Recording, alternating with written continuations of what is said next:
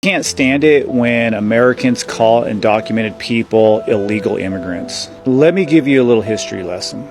Let me start by saying that being undocumented is not breaking the law. It's a civil offense. But let's talk about laws anyway.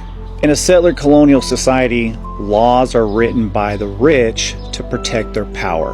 In the United States, that has meant upholding a system of white supremacy and protecting the interests of billionaires. Let's use California as an example. The very first state laws passed legalized Indian slavery and encouraged the theft of native land. Native people legally could not testify against a white person.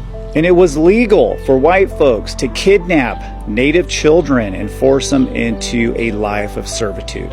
It was even legal to kill and scalp Native Americans. Militias were even paid to do it. Just like slavery was legal, segregation, the prison industrial complex, all backed up by law. Do you realize that Dr. King was arrested over 30 times for civil disobedience? Do you know that Anne Frank, Holocaust victim, under German law, she was a criminal? And this is how empires work. The law is not about democracy, liberty, and freedom. It's about social control. It's about wealth building for the elites. All empires and settler colonies are inherently evil and morally corrupt.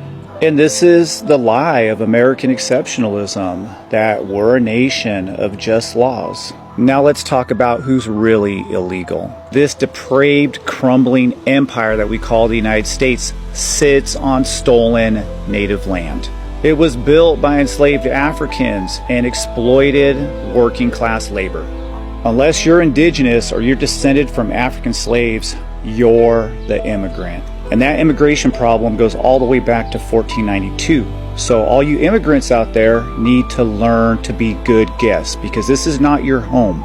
We showed you compassion and love and gave you a seat at the table, and you betrayed everyone.